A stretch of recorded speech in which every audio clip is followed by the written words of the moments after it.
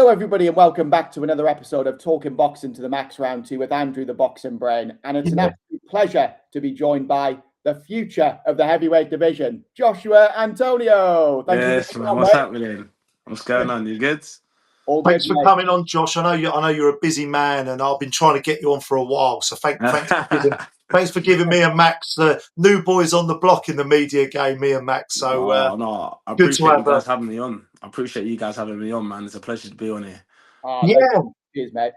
Well, we want to get your story out there because obviously there's a lot to talk about. You know, we're trying not to keep it too long. We're trying to keep it under an hour, but loads to talk about. Obviously, what's going on, you know, your pro stuff. But let's take you right back. What I want to know. What got you into boxing, Josh? First of all, obviously it was a passion, but what made you go, do you know what? I want to get some gloves on and I want to give this a go. What inspired you? Well, first and foremost, I want to thank my Lord and Savior Jesus Christ for all He does. If it wasn't for God, I wouldn't be in this position I am now. When you put God first, you never be cursed. Massive shout out to all my sponsors out there. You know, CC Scaffolding, renovation company sponsor. I couldn't thank them enough as well. Unique Boxing Club, couldn't thank them out as well. Big them up to them. To ask you a wonderful question, what got me into boxing? You know what? I was overly overweight, like to the point where I couldn't even flipping walk on the stairs. You know, I started boxing when I was actually 16 when I first started boxing. You know, at Unique Boxing Gym, and literally I just done it just for a hobby. You know, at first I say I was overweight, but at first I was really lean, really fit first actually, and I just wanted to look like Anthony Joshua. So I dreamed, you know, I was like, yeah, let me get that dream The physique that I name's always almost the wanted. same as well, Josh, isn't it? The other way Yeah, I around. know. It's mad, isn't it? It's a good ringtone, isn't it? So yeah. So obviously I've done that I just wanted to look like Anthony Joshua. That was the shape really, but I got that obviously amazing physique that I got. Then I stopped doing. Then I stopped it. I thought, nah, I don't want to do boxing no more. And then all of a sudden, I just pulled on loads of weight because I had a hand injury. I fractured my hand for months. It was just mad, like. And then obviously I then had an eye injury as well after. It was crazy. So I couldn't work out, couldn't do nothing. Like it was mad. And then next thing you know, I pulled like tons and tons of weight on. I thought, oh, I need to shift this weight off ASAP. So I then joined another local amateur gym called St Mary's Boxing Club in Chatham. Yeah. And then I ain't left. I didn't leave the gym since. I've just stayed in the gym. You know, I was never one of them boys. I was never on the street fighting or getting into like gangs or anything like that. I was one of the humble boys. You know, just done boxing just to lose a bit of weight, and then I just fell in love in the game. And then yeah, here I am today. Anything you want to ask Max on top of that before I come back in? Yeah, I was just going to ask, like, how quickly did you realize that you could fight? Obviously, like you say, you weren't really a fighter at school, but when you got into the boxing gym and you first sparred, did you know straight away that you could hit hard? Yeah, mate. Straight away, I knew I can actually hit hard. You know, it was more when I first started. I was really. I was very novicey, very novicey, to the point where I was like, whoa, like this is, I need to slow down a bit. But I just knew I had the stamina endurance to do it. And with me, I'm a very resilient individual. So I know when to never give up. You know, that was what my sort of motto. And I just knew boxing was made for me in that substance, because I just thought, if I've got the resilience, if I've got the stamina, I thought, let's just give this a go and see how it goes. And, you know, the accolades are going to speak for themselves when you ask me more questions about that. So, yeah, man. Brilliant. Yeah, nice. Well, we'll come to some of your influences in boxing at the end of the pod, because I know you're a thing is with Josh as well, and obviously, you know, we know each other, don't we? Yeah, He's a very well, massive fan of boxing, and he Love it. knows everything, watches all the fights, Yeah. loved it. But when you obviously then you took up the amateur game, found you were pretty good at it. I mean, my God, what a decorated career though, Josh. 2-time national champion, and obviously GB elite tri-gold medalist as well. You know, great Yeah. amateur career. You must have then obviously thought, oh, hang about, I've got a career here. I'm actually, we'll get onto sort of Moses and Sparring and other stuff going on. But I mean, you're one of the big prospects in Britain, Josh, weren't you? At amateur. Absolutely, man. I was, you know, like, and I still am to this day. I know that for full fact. I mean, you know what? Now, not when I first started. Obviously, I never thought in a billion years that I achieved the accolades that I achieved as an amateur. But you know what? Due to hard work, determination, and my Lord and Savior Jesus Christ, and the wonderful people around me, I achieved them beautiful accolades. I could have achieved a lot more, you know, but obviously, I just wanted to, I wanted to go into big leagues. I wanted to go to the pros. I wanted to achieve what I could do in the pros. So, that will obviously be pending, and that will happen 100%. Boxing is a marathon, not a sprint. You got to take your time in this game. So, obviously, when I first started boxing, I mean, I didn't start fighting until I was like, what, 20. So, obviously, although I got into it 16, I didn't start fighting when I was 20, because obviously I never had the confidence to do the sport in the first place. But then when I got into it at 20, I thought, yeah, this is me. This is what I love to do. And then, obviously, like you said, Drew, I mean, the accolades speak for itself. Two-time national champion, GB Tri-Nation gold medalist, and boxing for England was a great achievement. Not many can say they've done it, but I'm one of them that I can't say I can. And nearly on the Olympic cycle, I know you got that story. Absolutely. After I spoke to your dad about this as well, that didn't you get to the final two with Richie Woodall being picked, and then it didn't quite happen? Was that right? So it was between three of us. It was Jamal Thomas, Pat Brown, and me. That's right, Pat Brown. Yeah, so Yeah, they picked Pat Brown at the end, which is obviously it's just a fair result, fair play to him. I mean, he he's not represented bad, is he, England. Josh? Pat Brown, to be fair, he's all right, isn't he? You know what? Yeah, Pat Brown's decent. Like I said, I'm not here to disrespect no fighter on here. He's a good fighter. He's a great fighter. I mean, I still no disrespect to Pat. I mean, or any under the cruiserweights in division. As a fighter, you got to believe in yourself, and you got to believe that you're good enough to beat anyone. And I believe I can. Give me a year or two. I know for a full fact me and him will meet up, and it'll be a good fight, good bust up, and 100% I'll win that. Fighting talk. I love that about you. You have got fighting part, which I've always said, like, because sometimes Josh, don't you? Sometimes the amateurs don't translate. We've done a couple of podcasts on Audley, on David Price. We love to talk about those stories. Sometimes they don't translate over to the pro game with the 10-ounce gloves. But one of your key, obviously, you can box, you can punch. We know that you're awkward. You punch from different angles. But some of your biggest strengths is your chin, your resilience, and your heart. You're a fighting man, aren't you? So I think you really would take to the pro game, and it just must be so frustrating, Yeah, it's just like I said, like I said it once, and I wonderfully say it again to your wonderful selves. I mean, it's a marathon, not a sprint. This game, you got to take your time. I mean, mate, there's loads of pros have turned over at the same time I want to turn over, and unfortunately for their wonderful selves, they've been iced out. So it's what I mean. You can't jump the hurdle, as they say. I know my time will come. God's timing is great timing.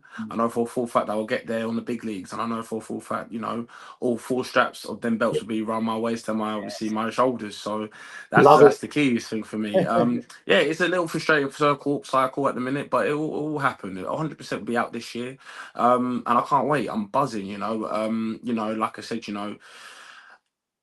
what you said about my style is true. I've got a very unique style. No one in the world has ever seen my style. I believe my style will take over. I'm telling you this now for a fact. You look at fighters like your Floyds. You look at your Marvin Haglers. You look at even what I'm gonna even put it out there. Your Joe Joyces. They've got very unique styles. No one in the world has their style. Your Mike Tyson's. And I believe I'm one of them that have a really, really unique style. No one has my style, and I can't wait to put it into the pro game. Fantastic. Yeah, and Joe Joyce as well. I mean, he was 31 when he turned pro, so you've got loads of time, mate. Yeah, Fraser 100%. Clark, he was around that age, Yeah, Fraser, big Fraser. You got Chev as well. Obviously, all these boys. It's like I said. It's a marathon, not a sprint. And the game's changed now. Like look at Batervia. Batervia turned pro at 28. He still became a disputed light heavyweight champion. People always say, like, oh yeah, you got to do this age, that age. If you're a big boy in this game, right, you could be whatever age, like, and everyone wants to watch one division. That's the heavyweight or cruiserweight division, the best division in the world, So that's the most entertaining division. Look at Riakpo killing it right now, 36 years old. Look at knocking $1 million everyone out. Josh, as well. Like, how is that 30? He looks about 26. Like, the guy That's what I'm saying. immaculate. The game changed. The game Oh, changed, we're doing man. that. We're blowing too much smoke. We was doing this last week. Like we're like fanboys of Richard Riakpo. Yeah, we love him. No, he's a good fighter. He's a good fighter. Quality, good to watch. Well, exciting, isn't he? He's exciting. He's good. He's really good. Yeah, looks the part. But yeah, you were saying about, before we get into a little bit of sparring, I know you've sparred everyone, mate. Anyone who's you've sparred. We'll talk about that in a minute. But because I remember how towards the end of your amateur career, it was tough for you at making cruiserweight because you know, you're 6'3", aren't you? You know, you're a big man. Like you walk around at heavyweight. You always used to walk around about 100k, maybe 105 kilo. So I knew how difficult it was. We've seen that with a Coley Riatpor, but they were sometimes eating one meal a day, not eating for 2 days before a fight, and I knew how difficult you're out doing the runs. I know you're moving up to heavyweight, aren't you? Is that the idea? That will be the plan soon. I mean, what I'm first going to do is I want to start up at cruiserweight, see how I get on that cruiserweight. I know I can still make £200. I know I can still make that, no problem, easy work. Tight though, or no? You know what? You got to realize, obviously, in the amateurs, like mate, I'll be about 95, 96 kilo. 2 weeks before my fight, 2 weeks before prior, my coach come up to me and say, "You got a match coming up. You matched." So I have to make down to 91 kilo. So that's got to burn 5 kilo. But in the pro game, mate, you're scheduled to fight. Like once you're scheduled to fight, then you've got loads of time. I mean, it's 6 weeks beforehand, and after that, you get rehydration. So easy work. I'll make cruiser easy, 100%. Two-way world champion, Josh.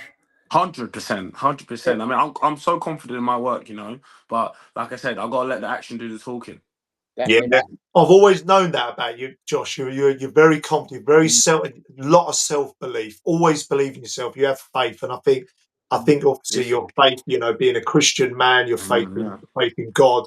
You come from good family stock as well. You've got good people around you. I know that. Obviously, I know that.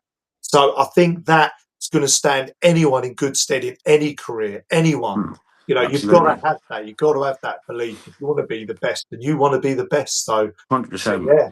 But also, I want to ask on the cruise, you want to sort of stay at cruiserweight for the time being. Do you think is that a lot of that? Do you want to be, because you'll be big for that weight as well, and you'll have that just that little bit of advantage as well, especially after rehydrating. It gives you that little bit of, So the plan is obviously we'll see how we do at cruiser. I know for full facts I'll be a world champion at cruiser. If not, that's the minimum. But obviously, again, health is wealth. You all keep your health in check first.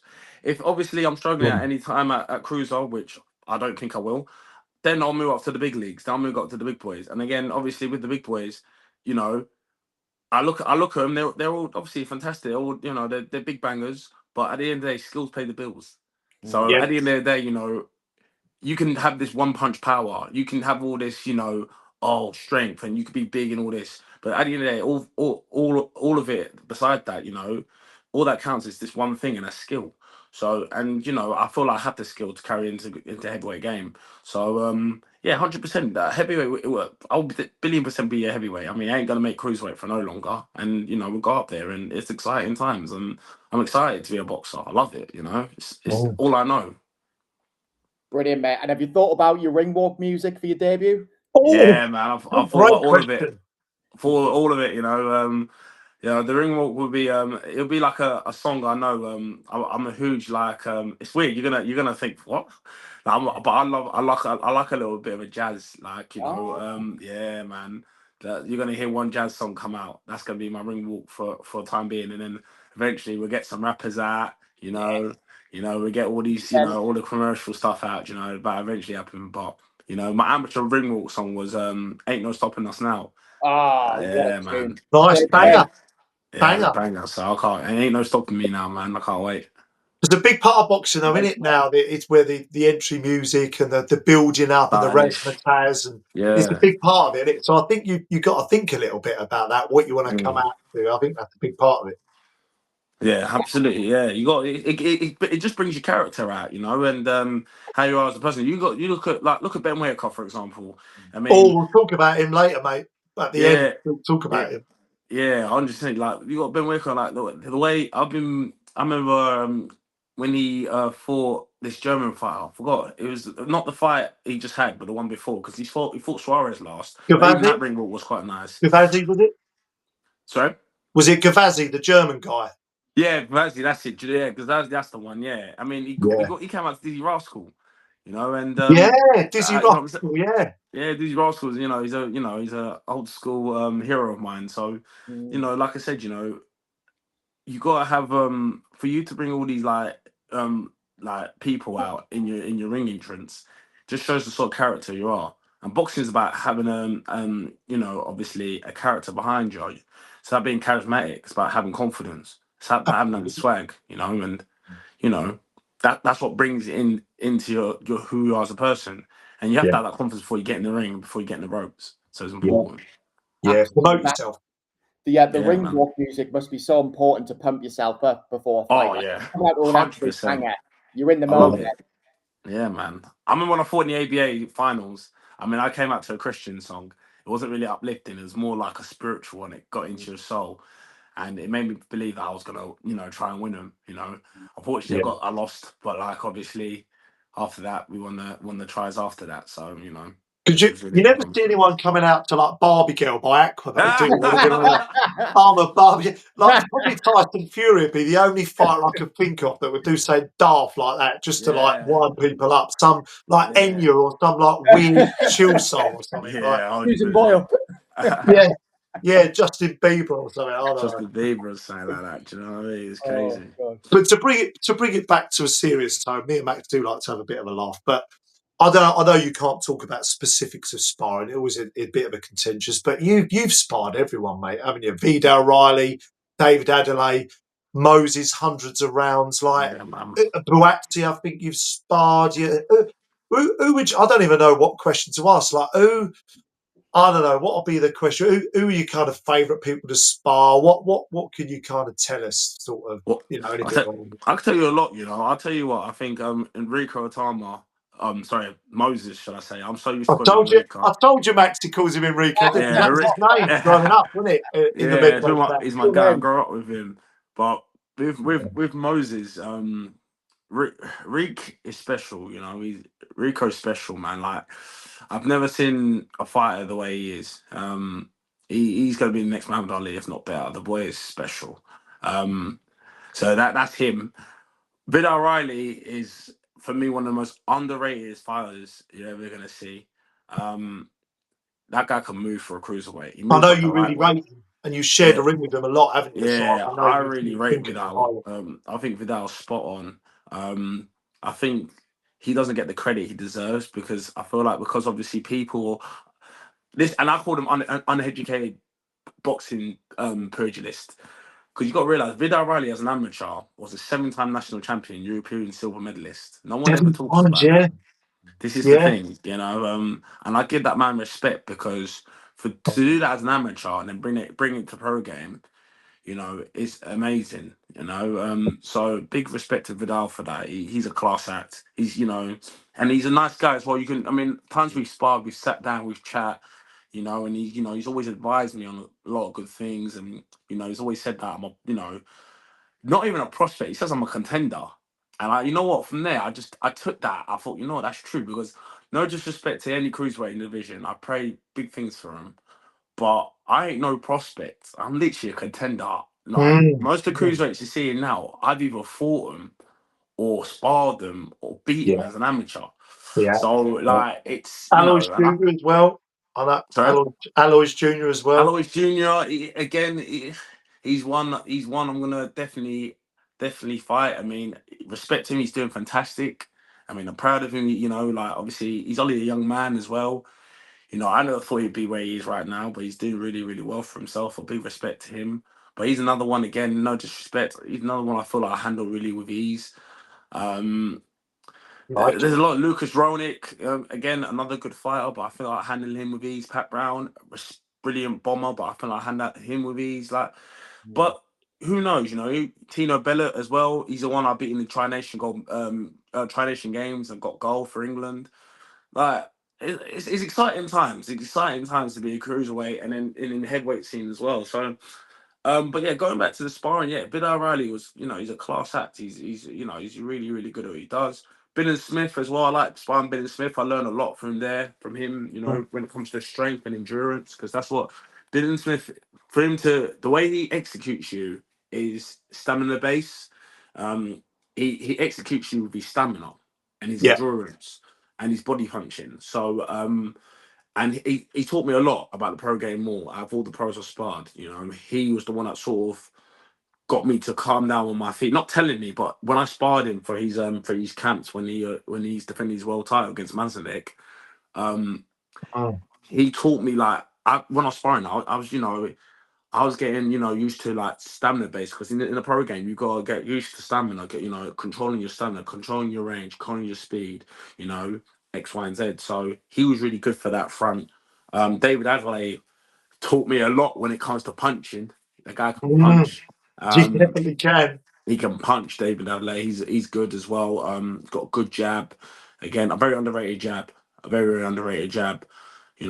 And yeah, he's really, really good as well. I hope he does well in the heavyweight game. But there's loads, Joe Joyce, mate. Joe Joyce was a juggernaut. Literally, the real life juggernaut. That guy does not know when to stop. He will keep going. Like But did you spar? Was that before the Chisora fight? You was in camp. That was before the Chisora fight. Yeah, that was before the Chisora Yeah. fight. I was his sparring partner for that, and it was fun. That was good work. I enjoyed that. He's massive. I bet he's massive in real life, isn't he? He's a specimen, isn't he? He's bigger than 6'6". I'll tell you that for a fact. I think he's bigger than 6'6". I generally think he's like 6'10". Like that guy is massive. Like, yeah. And I'll tell you what. One thing about him, he's got a huge frame. Even his head's huge. Like everything about him. He's just a massive bloke. He's just a thick set. A nice fella as well in and outside the ring. But a very good boxer. There's the reason why he's an Olympic silver medalist. There's a reason why he's European and former European British champion. He's a class fighter, and he's one of the quickest to win the Commonwealth title as a pro. So, big respect to him as well. The lot of Darren Till. Darren Till. I've done a few crossovers. Darren Till was, he was very interesting to spar. Very interesting. Boxing wise, are you being diplomatic there, Josh? Are you really trying to tell us he was dog shit? No, you know what? He wasn't. He was all right. Was he all right? Decent. He's actually decent. Darren Till, he's a character. I must say. You know what? Nice fella, lovely fella. He's a character, but boxing wise, of course, yeah, he's not a boxer. He can't box. Facts. But one thing he can do is his endurance is really good, and the way he can execute a fighter is through I'd say more precise punching. Yeah. So he's precise with his punching. He's very awkward. Very awkward because he's southpaw as well. Very awkward. Like he's got awkward stance, stands a bit weird, wrestles you and all that. But yeah, he'd be, if he wanted to turn pro, he'd be all right, pro. He'd be decent. And he's a fighting man, isn't he? With his MMA boxing, he's obviously got that bit of dog in him, which he's always gonna. Yeah, he's got that bit of dog in him. Yeah, he's got that bit of dog in him. But again, in this game, like you need, it's not just about having the dog in and X, Y, and Z. It's all about having skill, being precise with your punching, being sharp, being a combination specialist as well. That's one thing you need to have in this game. You got to know when to throw different combos, different variety of shots. So I know it's just talking I'm doing, but like it's facts, it's real life, You look at David Benavidez, how well he is, how precise he is. He's unshakable. He's unshakable. He's an unshakable fighter. And his defense flow is, it's very, very good. He's got good defense in terms of like he counter punches really, really well. That'll be an interesting cruiserweight fight with you, wouldn't it? But do you see him beating Zerdo? Just on that subject, Josh, does he beat Zerdo at cruiserweight? You know what? Zerdo's underrated, I think. I want him to beat Zerdo. Because I'm such a huge fan of Benavidez. He's one dream fight I would love to fight. I would love to fight Benavidez. That would be such a one phenomenal fight. I love that fight. That fight will get me up for it. Not just for Anthony Yard. I'll do so much of a better job than he did. Josh, don't sit on the fence, mate. Tell us how you feel. Yardy's a fantastic fighter. Unreal fighter. Unreal. But you know what it is? You got to realise as well, like, I'm a lot bigger than Yardy, and Benavidez is really a cruiserweight. He's not really in it like heavy. I don't know how he made. I don't even know how he made super middleweight. Super mid. How he made super mid? 168. I don't know. It's ridiculous, but he's literally a monster. Like generally, he's a real life monster. That's why they call it a monster. I really want him to beat Zerdo, but I think with Zerdo's experience and his range and how he is and how he beat William Smith, like I said, we described it, didn't we, Drew? Like he's like a spider, isn't he? He was just keeping William Smith out of range. He was, keeping the gap nicely. He was leading his left, finishing on the right. Done everything fantastically well. Because Benavidez, you got to realise as well, Benavidez is coming up in weight, but the thing is, Benavidez is naturally a cruiserweight. So, he's going to be really hydrated and he's going to be quite fit for the fight. Is he going to be as strong as Zerda? I don't think so, but I think he's such a combination specialist. I think his combos will literally affect Zerda and his flow, The because pressure, Zerda likes to flow. So unrelenting pressure as well, Benavidez. yeah, and Benavidez's pressure is crazy. You know, Yeah. like I said, he's a monster. Like, you're fighting literally a real life monster. Yeah. So to beat a monster, you've got you got to be clever. You got to be Tame the patient. beast. Yeah, Tame you the got to beast. tame the beast. Yeah, that's it. So yeah, man, it's think- exciting times. And just going back to Moses, like obviously off the camera, is he exactly the same as how he comes across on camera, or Oh, is he a bit like 100%. Darren Till off camera? Yeah, Rico's, with Rico, like he has that, he's a gentle fella, inside, in and out of the ring, because again with Rico, the way he fights as well, he's just he's punches precise, and he's precise outside of the ring. He's a very intelligent young man as well. So yeah, no, 100%, really lovely Oh fella, God, comes nice across guy, a really down nice to fella. Yeah, earth. you've had hundreds of. I mean, you've sparred him a lot, haven't you? And isn't Yeah, there? man. I've heard a little rumor. You can neither confirm nor deny, Josh. Neither confirm nor deny. But are you not one of the few people he's sparred, if not the only one, that he hasn't dropped yet? Did I hear this right, or am I wrong? I don't know. Yeah, you know what? I confirm now to you. I can even I've put it out there. He's never dropped me, but he has wobbled me. Yeah, you know what I mean. Oh, He has shaken. He has shaken me a few times, and he knows I've shaken him a few times as well. But the sparring's been really, really, really good. With yeah. Rico. I mean, I've been sparring Rico since he was 11 years old, and I remember I can't lie. I got the shock of my life when I first sparred him. It was crazy. I Like, think a lot of people did. I'll be honest, yeah. When I was at St Mary's ABC, I was 18, yeah. And Aaron Deville's my witness for this as well. No disrespect to any of the fighters there, obviously, many, many years ago. This is going like 9, 10 years ago. But I absolutely smashed every single one of them, like, in sparring. And then here come Enrico, at 11, 12 years old, just absolutely humbling me. But this is when I first started boxing. This is the first when I first started boxing. And and his brother Carol as well was unreal, Yeah, yeah, just phenomenal fighters, yeah. To answer your one question, now he has never dropped me. But we've always had good rounds. We've had really, really good rounds. I've learned a lot of Rico. Bar him now, probably I don't know how that will go, but the Yeah, kid's just class. That yeah. must give you so much confidence seeing what he's doing now, like seeing what he's doing to Franklin, 100%. knowing how well. 100%, and this is the thing. You hit the nail on the head, champ. Like, what he's doing now. I mean, I'm like, obviously, people will always say, "Oh, are you part of that success story?" Of course, I am, because obviously, I'm one of the few that helped him to get where he is. Obviously, when it comes to sparring and that. I mean, I don't want to thank you from him. You know what I mean? I'm not one of them. I just want to know he's doing well. That's a thank you enough. You know what I'm saying? The fact that he's doing well is a thank you enough. The fact that he's going to be one of the youngest world heavyweight champions from Britain is a thank you enough. Yeah. The kid's class. So and I always say to myself, if he can do it, and obviously I know, like I said, we went from hell to leather when it comes to sparring. I'm thinking it's my turn now. I wanna be in the big leagues. I wanna get there. I'm not just talking it, but doing it.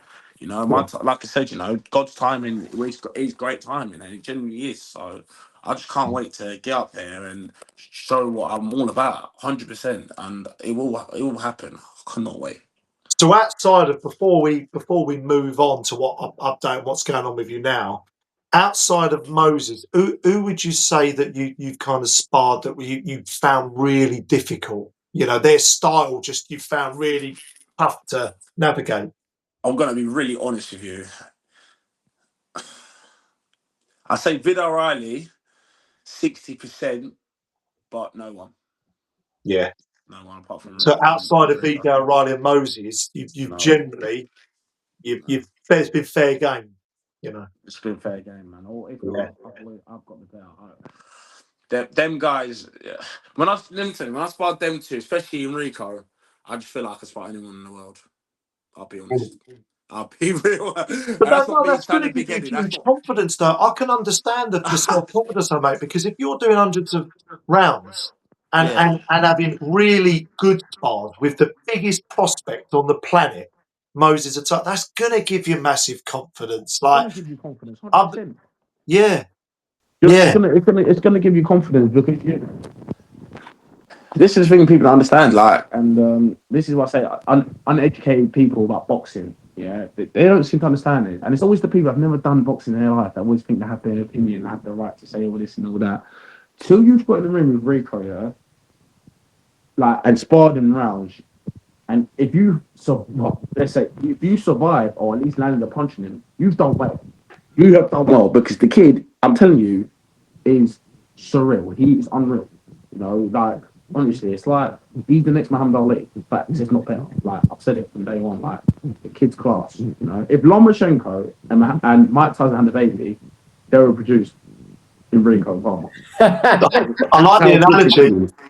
I like the analogy. That's an interesting one. I like that. Do you know what I mean? So like the confidence, like you rightly said, like honestly, like it's spot on. You're spot on, right? You know, it's my confidence, and it's not over aroused. It's not overconfident. It's just confident in the fact that if I got in with the best in the world, I can get in with anyone and beat them.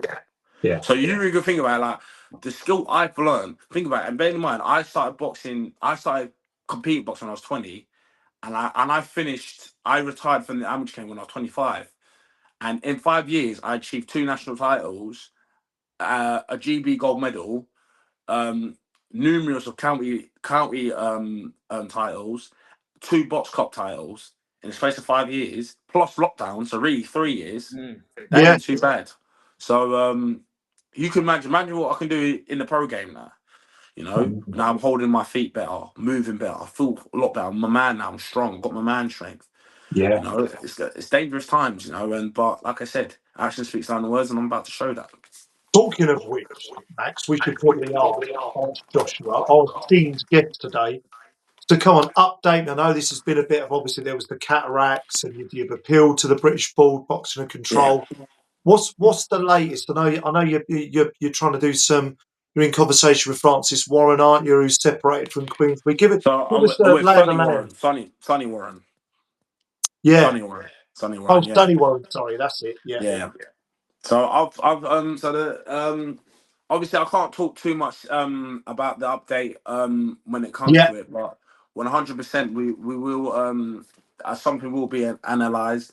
Obviously we're still looking into getting you know, a license, you know, wherever it is, but it will be 100% confirmed that I will be boxing by the end of this year, 1000%. Which is exciting times. That's all I care about. As long as I box this year, that's all I care about. Because all I need is that one fight and that one W, which I 100% will get by the grace of God, and that will keep me in good stead, and confidence will be flowing again. First pro fight against the Hungarian Deliveroo driver, Josh. I suppose you got to, didn't you? First few fights, you got to, didn't you? Never underestimate anyone in boxing. You know, everyone is dangerous. You know, everyone is dangerous. You know, whether they're I call them road warriors. I never call them the J word. You do, yeah. Yeah, I call them road warriors. Never call them the J word. You can never underestimate these road warriors because they're tough men. Sometimes road warriors are better than prospects, and it's facts. And they deserve respect, Josh, don't they? They're getting in there to give prospects, well, no contenders, as you say, like yourself. They're in there to try and give you rounds, and they're putting their life on the line in there. So yeah, 100%. We have to give them their credit. 100%. Yeah. You got to give them credit. Absolutely, you got to give them credit. Anyone in boxing, you got to give them credit. It takes big balls to get in the ring and deliver what you do. You know, and the thing is with this sport, it's what's so fascinating about it is that it's war for war. You know, we're all gladiators. You know, and a lot of people think, oh no, they look at it and think, oh, it's a gory sport. It's meaning that it's very gory, it's very bloody, X, Y, and Z. But it's not. It's just competition. That's the thing with boxing. It's competition. It's like any other sport. You look at football, you know, like, you know, you see, I don't know, Man City versus, I don't know, Arsenal, you know, and the aim for both them teams to do is win, right? Just like with 2 boys, you know, 2 boys or 2 girls or 2 men or 2 women trying to get in that square ring, and they're trying to win, end off. So absolutely, that's the way you just got to see it.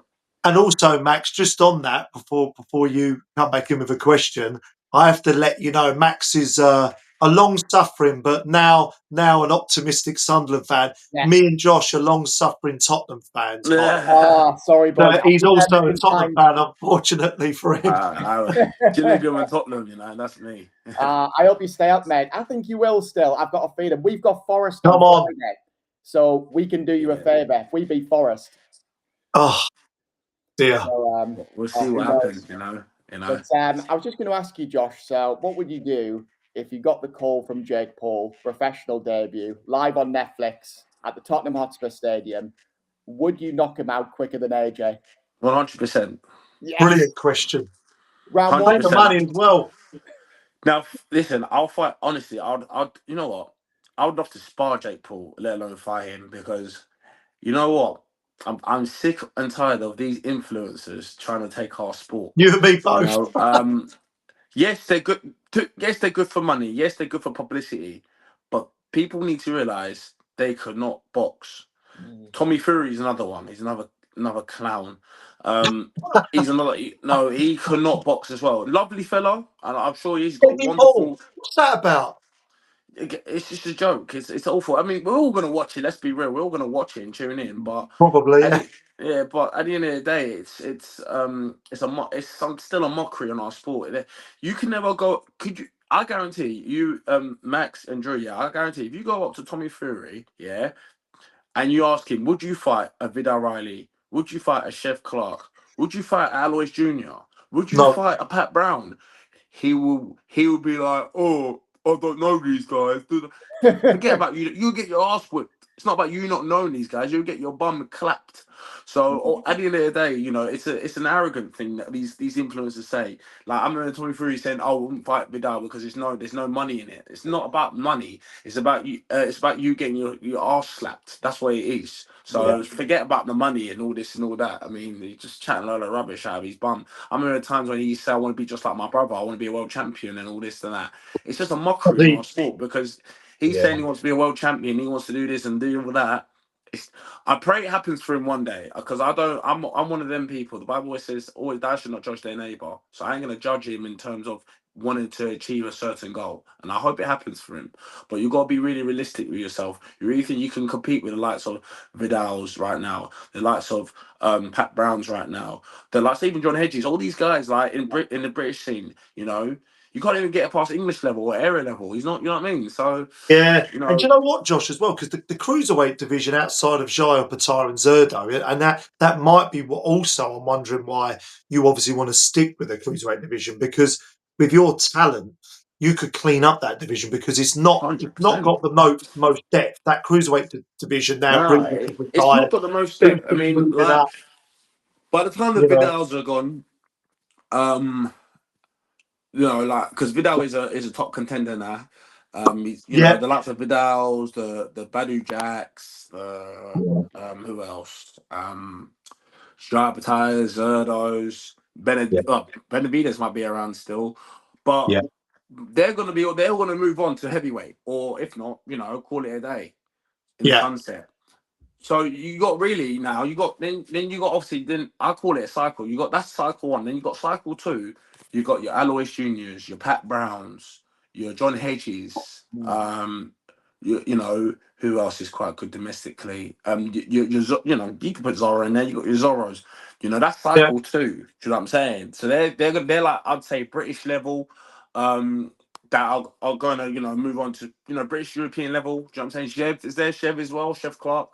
And then you got your cycle. In these cycle three, you got Tino Billett. You got Lucas Raonic. You got Bradley Casey, I believe. Brandon Casey. He's another good kid, another good prospect from. I think he's from like York Way.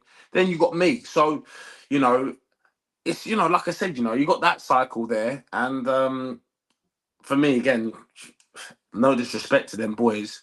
I mean, what I fully fit me. Not even fully fit. I think even a 70% me will stop them boys. So, it's exciting times, to be a cruiserweight. But at the same time, it is an easy division to sweep up. But again, you can't underestimate. You got to believe in yourself that you'll win. Like I said, I believe I'll beat anyone in the world. You got to. When you're a fighter, when you're a gladiator, when you're a prize fighter, you got to think you can beat anyone.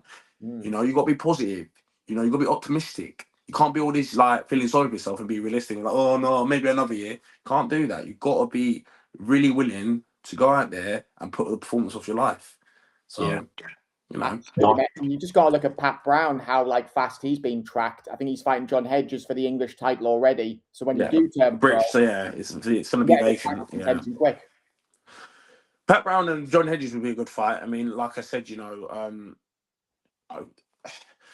Pat Brown was an Olympian. So when you're an Olympian fighter, you're going to be fast tracked. Look at Chev. Chev was an Olympian fighter. In his full fight, he's already fighting for a title. He's fighting for an intercontinental title. So, you're gonna be fast tracked as an Olympian. Look at your fight. Your fight's never done British. He's probably done like, he's not even done European. No. He got straight into like the world mix, and his first fight he fought for a WBC international title. But the thing is, you got to realize as well, they're Olympians for a reason. So they've had that experience fighting. They've been around fighting the world. You know what I'm saying? Like people around the world, and now they're transferring into the pros. So yeah, man. But it's different for me. I mean, if I'm here to take my time. Obviously, if the fight presents itself and it makes sense, of course I'll take it. But right now, I'm not gonna be calling anyone out. If you ask me on this question, do you think you beat these guys? Absolutely, I'll beat anyone. The answer is I think I'll beat anyone. But at the same time, when it comes to progressing and trying to achieve my goals, trying to get better, trying to aim to be the best of the best, marathon not a sprint. You got to take your time in this game. You know what I mean? Slow and steady wins the race. Yeah, and just to tell the listeners, because I know you can't talk about too much currently what's going on. There's a lot of politics involved and legality and that. But what happened, and you obviously tell your story, was you had a cataract, didn't you? And then it was to do with your vision why you was denied the license. But I remember you telling me the eye surgeon, the specialist, essentially said, "You're good to go. Your vision's great. Crack on." So what? Can you tell us a little bit more of what happened there, or can't you? I mean, yeah, I can tell you a little, like a small dose. Yeah. I want to say big respect to the British board for all they do. I mean, massive respect to them. Robert Smith's doing a hell of a great job for the British board. Big respect to him. It's just small doses, obviously with my eyes are very sustainable. They're very clear visioned. I mean, it's just an injury I had when I was younger, nothing deep. It was just a lens problem, that's which is a cataract essentially. It was a traumatic cataract, so meaning that it was man-made, it was accidental that happened. It was only a tiny surgery. I was awake for it, it was nothing deep, you know what I'm saying? It's like, put it this way, a cataract is like you having a cut on your eyebrow. And it's that's it really. It's nothing really that deep. Obviously, but due to obviously them following rules and regulations and X, Y, and Z and things like that, all that boring stuff, they have to follow the protocol. So, which I understand and I fully respect. But like I said, you're gonna see me out this year. You're gonna see me out this year. Because it must have been frustrating for you, Josh. I know you've always been, and I know how positive you are. You're a big heart. Your heart on the sleeve. You're positive, and you never like to get down or negative. I know that. I know your family. You're that sort of person. I get that, but that must have got to you a bit. That must have been frustrating though, because as far as you could see, I'm good to go. I'm ready. I'm healthy, and you see other people getting their licenses, and you're thinking, how have they got a license? So to answer your wonderful question, yeah, I get what you're saying, champ. I mean, you're making good sense, Andrew, and it's a very good question you asked me. But I'm going to be real with you. You know what? It's not affecting me once, because you got to realize I've still got a good job. I've still got food on my table. I've still got clothes on the back of me. I live healthily. I don't do nothing erratically. I don't drink. I don't smoke. I don't do none of that things. I live the life. So it hasn't affected me once. My time will come. Like I said, I could. I like the attitude. It's great. There's guys out there that's turned pro the same time I did, and unfortunately for them, I don't want to name drop or anything like that because of respect, but they've been knocked out or stopped, and that could have been me. That could have been me. I mean, not hypothetically. I'm saying hypothetically that could have been me. So this is just a sign from God just to take my time. I mean, like I said, it's all happened, but it's not affecting me once, because if it's affecting me, then I would have said, no, I wouldn't be doing this podcast with you, wonderful lot. Yeah. I wouldn't be going on my early runs. Yeah. I want to still be training at Churchill's gym in Lambeth, South London. You know, I'll literally be sitting there feeling sorry for myself and being like, I was a has-been. Nah. Like I said, I was 2-time national champion, tri-nation gold medalist, box for England. You know, I ain't gonna let that waste. That's a huge accolade. I ain't gonna let waste that for nothing. You've got to be positive in boxing. This is why we wanted to get your story out there, though, Josh. It's an interesting story, and I think any younger listeners on Spotify, listen or whatever, I think what they got to listen to there is your positive mental attitude, and I think we need a lot of that in the modern world. There's a lot of division, there's a lot of mental health out there, and I think just somebody like yourself, a sports person, talking very positively, always, be determined, believe, don't let the knocks. Life's full of knocks and ups and downs in life. It is, man. And it's just that continuing to move forward. And I think it's a positive message for any younger people or anyone in general that's struggling at the moment. Just maintain that faith that it can't rain forever. The sun's got to come out eventually, isn't it? Something's got to come eventually. Like I said, slow and steady wins the race. Yeah. Eventually, it's going to happen. Look at. Okay, you look at footballers, right? You look at people like Eze. Javi Simmons. You look at Jamie. You look at Jamie Vardy's. These guys, yeah, they already started getting noticed in their late 30s. Vardy especially. Eze's around my age, but he's only getting noticed now. If you're like a Bellingham or a Lamine Yamal or Lionel Messi back in them days, or even a young CR7, Cristiano Ronaldo, you get spotted when you're 16-year-old. Mm-hmm. So everyone has what I'm basically trying to say. Everyone has their turn. Everyone has their outcomes. Eventually, it's about making them. You could be one of them. Look, I've seen so many prospects. They start at 18. They're the next hottest thing, and then no one knows them after. You look at people like again David Price, a tremendous amateur, Olympic bronze medalist in 2008 games. Big boss Johnny Fisher. Johnny Fisher, a good friend of mine. Yeah. Do you know what I mean? Very good friend of mine. He's again, but he'll still come again. It's different with him because the reason why I say it's different with him because he's still got a good following. Again, he never had a huge major. He never had a major amateur background. So he what I mean? Even if he makes a mistake now, it's not really a costly thing for him because he was never a stellar amateur. He wasn't a stellar and he's still young. Fighter, and he's still young. Yeah, he's still a puppy in the heavyweight game.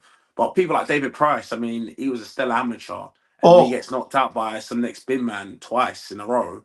Tony Thompson. Tony Thompson, yeah. So it's you know what I'm saying. That will then make things pinnacle. That will make things wow, that really happened. Or you could look at Amir Khan when he lost to Prescott. He lost to Prescott, wasn't it? Yeah, it was Prescott. Prescott. So, God. I remember that. Yeah, so listen, it's all timing. It's all timing. Or you look at again. I'm going to Alexander Usyk. He turned over when he was 27 years old. He had his first fight when he was 27. First pro fight at 27. He was called young Usyk at 30 when he fought Michael Hunter for the WO world title. When he defended it in Vegas. So. And look at him now. Look at Usyk now. He's 40, still smashing it. Bertobia, 40. He was undisputed world champion at 38, 39. Bivol, he's getting on the bit. He's still killing it right now. Gillet Zhang's about 59. Gillet Zhang, look at and one fight as well. Terence Crawford. Terence Crawford beat Canelo. I mean, at his old age. Echo Esserman is still doing really well. 37 years old. Yeah. Do you know? The list goes on. There's so many fighters. It's just that people are not educated when it comes to this sport. I live, breathe boxing. And if I'm ever going to tell facts about boxing, I make sure I do my research first, and then I elaborate it more. Some people just don't know, so they just say utter nonsense and talk utter rubbish. You guys are good boxing pugilists. You guys know your boxing. You're highly intelligent people when it comes to boxing. So you understand what I'm talking about. I'll pay you later. That's 20 quid, mate. Don't have a clue about anything else. Just boxing and football. But it's never too late. It's never too late, man. You'll smash it, mate. Absolutely. You've got loads of time, So Yeah, man, I can't wait. Looking forward to your professional debut. Me and Andrew will be there, won't we? Front row, mate. Front row. Yeah, Yeah. man. Look, but I'll definitely get you some tickets in Ireland, man, or wherever it is. You know what I'm saying? Yeah. So, and those yeah, judges better be careful. If there's any dodgy decisions going on, right, I'm going to be right in amongst it, I'll tell you. Yeah. No, And I if can't people wait. want I'm to find buzzing. you, Josh, for sponsors and stuff, are you on Instagram, I believe? Yeah, I'm on Instagram. Big Burr. That's my Instagram. BIG_BRR. Big Burr, #1 in the game. And yeah, again, shout out to my sponsors as well, as you can see on here. So ABS CC Scaffolding, Project Green as well. Big them up as well. They sponsored me in the past. And Unique Boxing Gym, another good sponsor. So and another sponsor is pending soon as well. I can't announce it yet, but that's another one coming in. So And we'll have the link to your Instagram and whatever in our description and all that, mate, so people can go on there to follow you, see when you fight and get out. So we'll promote you as much as we can as well, mate. Appreciate you guys, big time. Great to hear your story. I've absolutely loved that. That was amazing. Oh, amazing talking to you both, man. Guys that know something about boxing, not something, but a lot about boxing. And like I said, I love talking with people that know their boxing, not all these guys that have had 2 fights and they think they know it all and they know absolutely nothing. And they fought on a Mickey Mouse white collar show and they think they know boxing. Get out of here, mate. Yeah, absolutely. No, we appreciate it, mate, mate.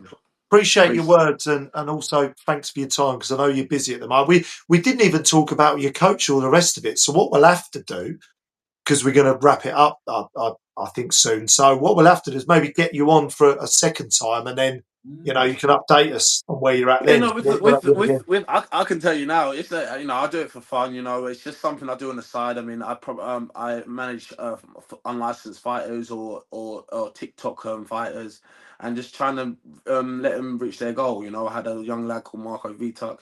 He's a TikTok sensation star. He's done really well. He's doing well at Nell now. You know what I mean? We've parted ways now, but he's doing absolutely fantastic. He's smashing it, and I pray nothing but big things for him. But yeah, it's just something I do on the side, something I love doing because I love being part of boxing and just helping other young people fulfill their goal. And then when I go into the game and make a good living out of it, then eventually I want to start doing my own, maybe have my own gym or maybe start doing my own promotions. Yeah, One-man and if promotions. things will work, I'm sure, because of your belief. But if they don't, what a great plan B to fall back on, though. If not, 100%, you got to have a backup. You got to have a backup. But I like I said, I'm so positive to the point where I know this plan A will work. Written in the stars, Josh. It's written in the This plan stars. A will work. And I'm not just talking, I'm doing it. I'm about to even go sparring after this now. I've got sparring at 6:30 down my gym. So I'm ready. I'm ready to go. I'm ready. Love it. Can't wait to watch your career. You'll absolutely smash a future world champion. Brr, #1, man. I can't wait. Thank you, guys. and big up you guys and big up the podcast, man. Big up. And I hope it all goes well. Pleasure. Nice one, Max. Lovely to meet you, Max and Drew. Lovely to meet you again, man. Appreciate it. Thank you, Josh. And thank you for watching and listening, everybody. And we will see you all next week. Biggest Burr, #1. Nice.